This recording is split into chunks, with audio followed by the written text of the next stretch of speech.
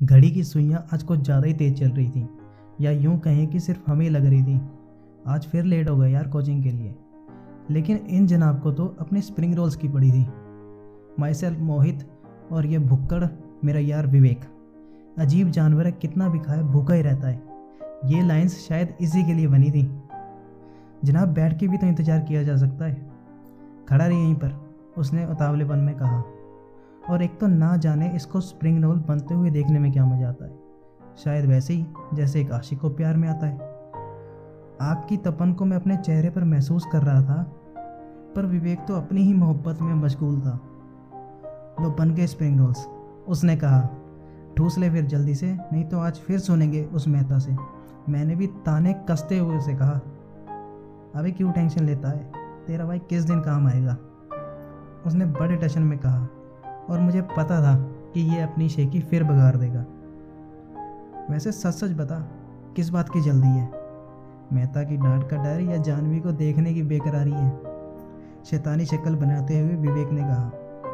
चल चल, ज़्यादा बकबक ना कर, ऐसा कुछ भी नहीं है। पर मेरा दिल जानता था, हाँ यार, फीलिंग तो आज भी बहुत है। फाइनली हमने बाइक उठाई और चल पड़े कोचिंग की ओर। 4 बजे की क्लास में हम 4:30 बजे पहुँचे। और ये जनाब कहते हैं कि लो पहुँचा दिया ना तुम्हें टाइम पर। मैंने भी उसे थोड़ी देर गुस्से से घूरा और कहा, आधा घंटा लेट हैं हम। चल जाने भी देना, उसने कंधे पर हाथ रखते हुए मुझसे कहा। मे आई कम इन सर? इस आवाज़ ने सबको हमारी तरफ देखने पर मजबूर कर दिया। आइए महाशय आइए, आपका ही तो इंतज़ार कर रहे थे। मेहता सर की इन बातों ने सारा रेपो ही जैसे डाउन कर दिया था। लेट आने के सारे रिकॉर्ड तो तुम दोनों तोड़ ही चुके हो, अब कौन सा नया बनाने की प्लानिंग में हो? विवेक तो नज़रें बचाए मेरे पीछे ही खड़ा था। मन ही मन मैंने कहा, कहाँ गया अब वो भाई जो कहता था सब संभाल लेगा। सर कुछ और सुनाते। इतने में एक आवाज़ आई, excuse me sir, I need help. सबकी नज़रें उसकी तरफ थी, लेकिन मेरी ही थी फिर जो हटी ही नहीं। वो उसकी deep brown eyes, ponytail में बंधे बाल, ब्रेसलेट की जगह पे वॉच और सर पे क्वेश्चन ना सोल्व होने की फिक्र। अलग थी यार वो, बिल्कुल अलग। मैं ना चाहकर भी उसमें खोए जा रहा था। आई नो स्टेयर करना बुरी बात है, पर मुझे तो उस पर कुछ सूझ ही नहीं रहा था। लास्ट बेंच पर जाकर बैठो, सर ने जानवी के पीछे वाली बेंच पर इशारा करते हुए हमें कहा। थैंक्स यार, आज तो तुमने बचा लिया, विवेक ने जानवी से बैठते ही कहा। इट्स ओके, उसका रिप्लाई भी इंस्टेंट आ गया। मैं कुछ बोल पाता इससे पहले तो कन्वर्सेशन ही एंड हो गया। विवेक बड़ा फ्रेंडली था, आसानी से बात शुरू कर लेता था। मैं कुछ कहूँ या नहीं, बस इसी सोच में वक्त गुजार देता था। वो दोनों आपस में बात कर रहे थे और मैं बस सुने जा रहा था, या यूँ कहो कि उसकी पसंद नापसंद को बखूबी याद किए जा रहा था। हेलो मोहित, तुम भी तो कुछ कहो। वो मुझे इतना नोटिस करेगी मैंने सोचा नहीं था। सच कहूँ तो मैं घबरा गया था। घबराहट के मारे मैंने नमस्ते बोल दिया था। नमस्ते? अरे यार, मैं ये क्या हड़बड़ाहट में बोल गया था। उसी वक्त विवेक हंस पड़ा। जानवी भी अब हंसी रोक नहीं पाई थी। उसे हंसता देख मुझे अब बुरा नहीं लग रहा था। शाम को घर पहुंचा, बैग को एक तरफ पटका, बिस्तर पर लेटा लेटा बस इंस्टाग्राम स्क्रॉल कर रहा था। ज़्यादा कुछ खास तो था नहीं, बस टाइम पास अच्छा हो रहा था। नेट बंद करने ही वाला था कि एक मैसेज पॉपअप हुआ। जानवी का मैसेज। आंखों को जैसे यकीन ही नहीं हुआ। रिप्लाई क्या करूं, बस यही सोच रहा था कि दूसरा मैसेज जैसे मानो इंतज़ार में ही खड़ा था। क्लास कम है क्या इग्नोर करने को, जो यहाँ भी इग्नोर कर रहे हो? उसने घूरने वाला इमोजी भेजा।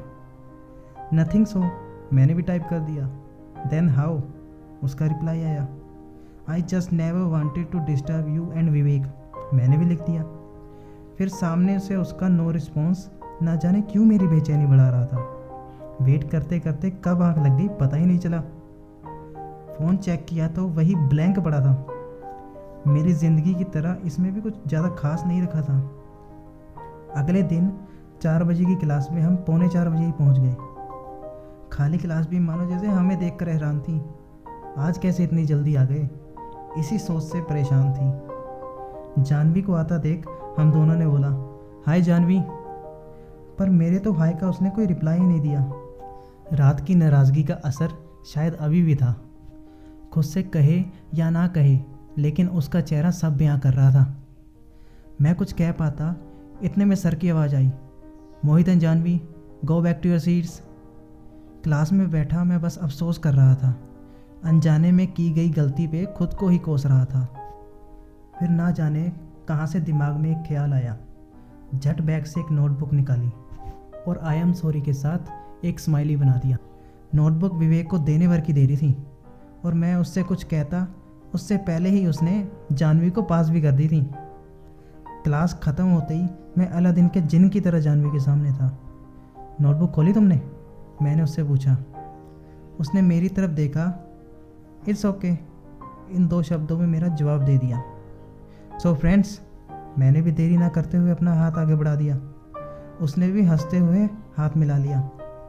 चलो फिर तुम्हारी इसी दोस्ती की खुशी में स्प्रिंग रोल्स खाने चलते हैं, विवेक ने लास्ट बेंच से ही बोल पड़ा। मैंने उसकी तरफ देखा। कभी तो सोच समझ के बोला कर यार, मन ही मन कहा। पर जानवी की हाँ सुनकर मैं विवेक के दिए आइडिया पर खुश था। पूरे रास्ते जानवी ही बोल रही थी और मैं बस उसे सुने जा रहा था। शायद मुझे उससे प्यार हो रहा था। तुम्हें पता है, मुझे यूँ घूमना बहुत पसंद है। ड्राइंग और डांस करना भी अच्छा लगता है।